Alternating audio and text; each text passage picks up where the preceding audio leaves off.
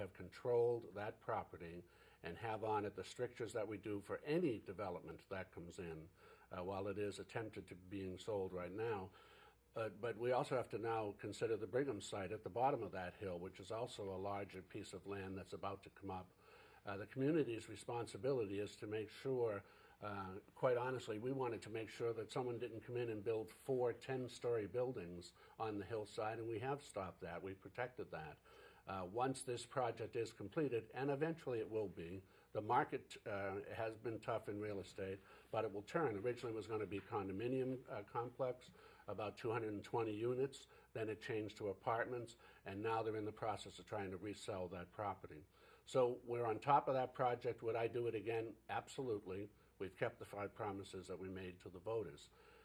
Can we control that the market has changed dramatically in real estate? No, we can't. But we certainly want to make sure that all of these conditions that we've set forth will be met. Can I say something? Sure. Okay. Does he want to comment on Sims first? The initial developer was part of the problem. Okay, in the whole planning of this.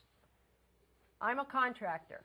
Okay, and you make sure that the developer has the foresight and the funds to continue it.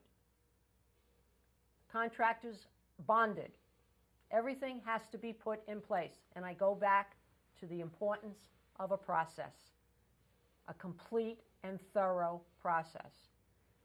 People are truly upset in the town that when we walk out of our homes and we look up on the hill, there is a pile of dirt. It's a long time. What I'm upset about, and I think a lot of the residents in this town, we bought a property for $10 million and sold it for $6 million. You do the math. That's hard to swallow when we're sitting and facing a deficit in this town. It needs to be processed better. Our projects must be more thoroughly investigated before we begin such a project of that scope. And that's what people are upset about. They haven't looked at the project then, because you don't, I'm surprised as a contractor you don't understand the special permit which the developer had to go through. The strictures placed on that are unbelievable in terms of what a developer is or isn't able to do up there.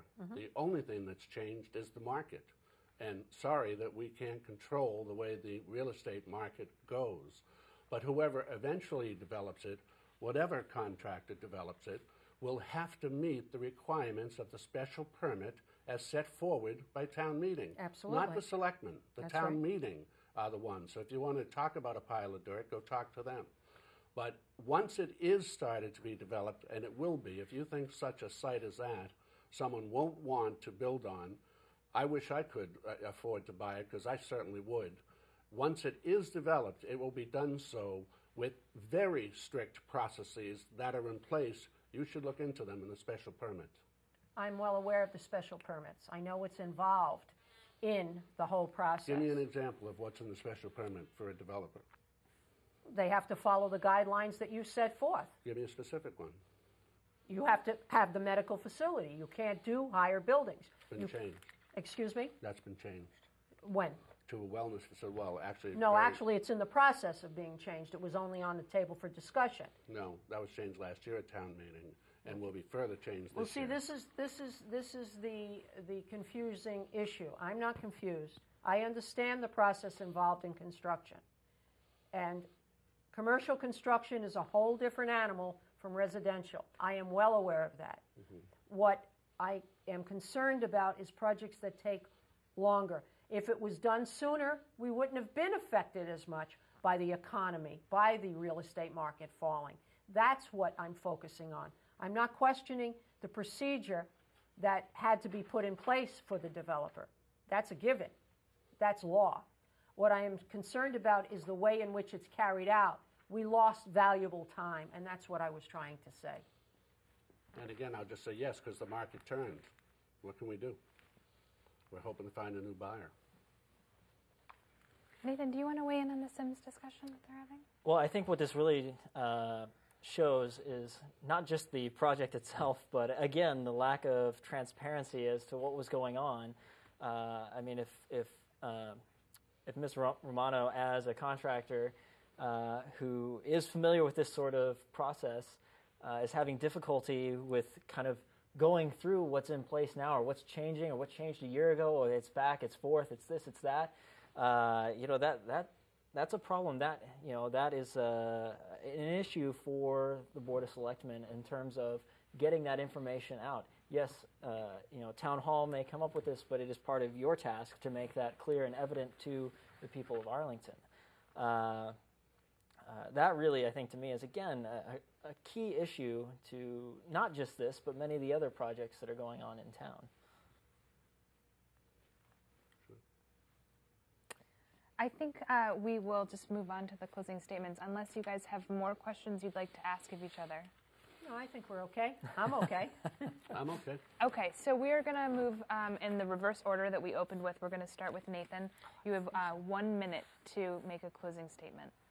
All right. Again, thank you for everybody that participated in this debate. It's, of course, it may get a little touchy at times, but it's all in good nature, for the best of Arlington. I would really, like to have your vote, and to, again, my whole goal is to bring transparency through to you, the people of Arlington, and to get you to participate more in what goes on in your community, to make this a greater community. It's really that simple. It affects everything that we do, as all of us want to be on the Board of Selectmen.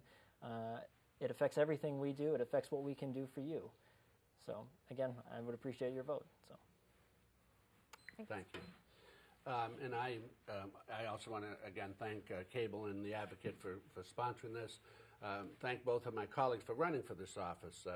I'm proud to have been a selectman and would, of course, like to continue. But I'm pleased to see that two such qualified people have stepped up, and we need to talk out a lot of these issues. We learn a lot, and hopefully make some changes based on what we've heard. I started out by talking about why people ask me why I want to continue to do it. Well, the other reason that I'd like to continue is I really do have tremendous confidence in the future of the town of Arlington. I think we've come a long way, and I think we can go a long way together. Billy Joel, in his song 2,000 Years, has the line, "Prophets and angels have given us the power to see what an amazing future this can be." I believe there is an amazing future for Arlington, and I'd like to continue to be a small part of it. Thank you. And Maria, 1 minute. Thank you for listening tonight. I need your trust and your vote to build a stronger Arlington. I will construct a platform of public participation in our town projects so no one feels left out of the process. I will tear down the walls that keep citizens from participating because of fear, intimidation, and lack of knowledge. I want to give back to the town that helped me build my successful business. This formula of success will be applied to our town projects. Together, please, let's generate a spirit in each other to participate in town business and elections. Your vote, your voice, your ideas do make a difference. Give me 3 years to use my tools and my experience. Then evaluate my contribution and decide whether I deserve your vote again. Remember, I am your first chance for change in 21 years. Thank you so much tonight. We just want to thank all of you guys for coming out tonight. I know there's been some scheduling difficulties, so I appreciate all of you making time.